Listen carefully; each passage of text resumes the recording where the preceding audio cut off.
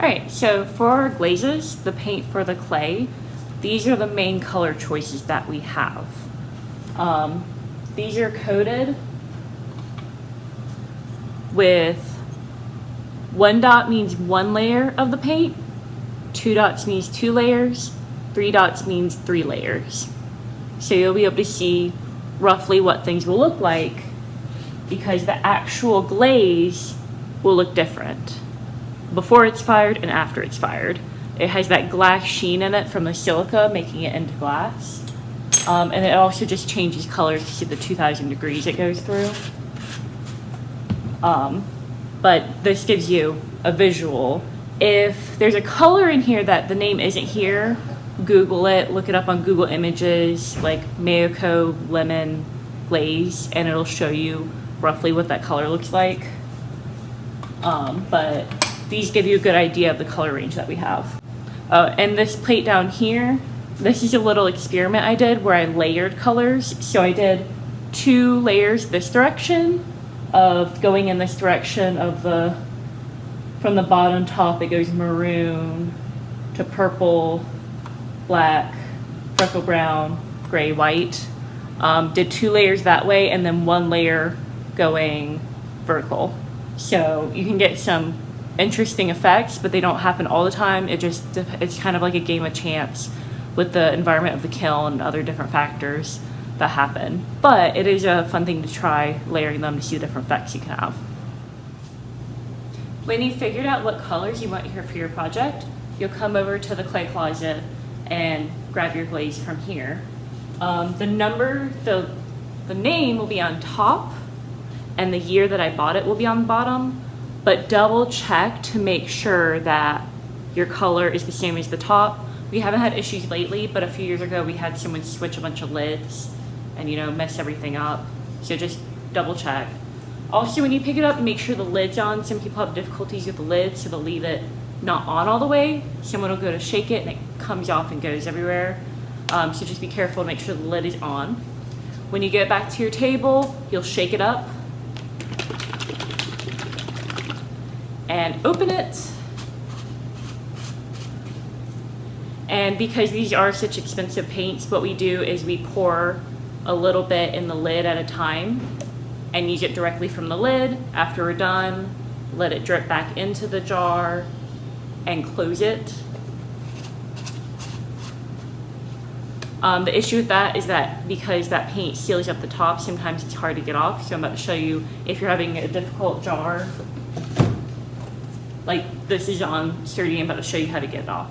All right, I'm over at the sink. I have a jar that isn't opening easily for me, so I'm gonna take it.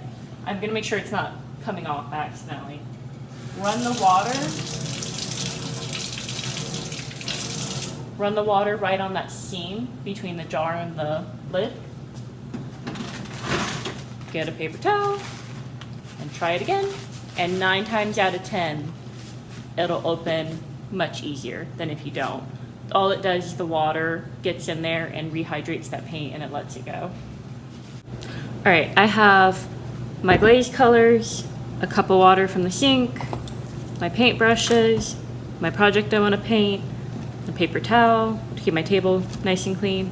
If you do this on your canvas, it's annoying because the color gets onto your project and get into other projects. So I recommend just using a paper towel or maybe a scrap piece of paper. I'm only doing 2 colors at a time because there's other people that need colors. So try and keep only a couple of colors. You can go back and switch them out as you go. So with my maroon, I'm gonna take it, make sure the lid's on, shake it up.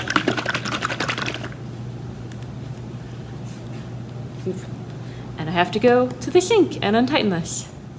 All right, I have both of my jars loosened up now by pouring the water on them. And I'm gonna make sure they're shaken up, make sure the lid's on. All right. Now I'm gonna pour a little bit onto the lid. All right. And because the way the kiln works, if I put any glaze wherever it touches the bottom, it'll stick to the shelf. So for most pieces, you're not gonna wanna paint your bottom. You can paint the edge and the top, but don't paint your bottom. If you really want to have a fully glazed piece, let me know, because I have a limited number of stilts available. And what they do is that they hold your piece up in the kiln like this so that it can be fired, but it'll have these 3 little marks, or maybe 4 marks from where it's held up. I also only have so many of these. So let me know if you're painting the bottom of your piece so I can let you know if I have enough of these for this firing. But for mine, I'm just gonna glaze it normally. I have my 2 paint brushes. I'm gonna dip it in my paint. This should be about the consistency of Pepto-Bismol, so like a thicker kind of paint. It shouldn't be runny, and it shouldn't be like super chunky. Yeah, there's a couple of chunks there, but that's all right. We're just getting the runny stuff. So I'm gonna take it, and I'm just gonna do 1 layer.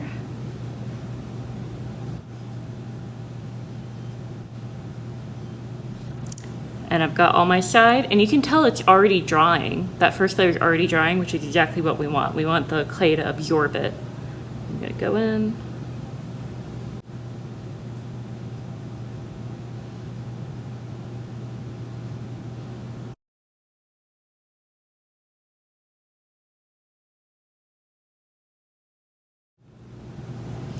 All right, I've finished with this layer. I could wait another minute and then go over for my second layer. I could also wash this paintbrush off in my water and then switch over to my other color and use that.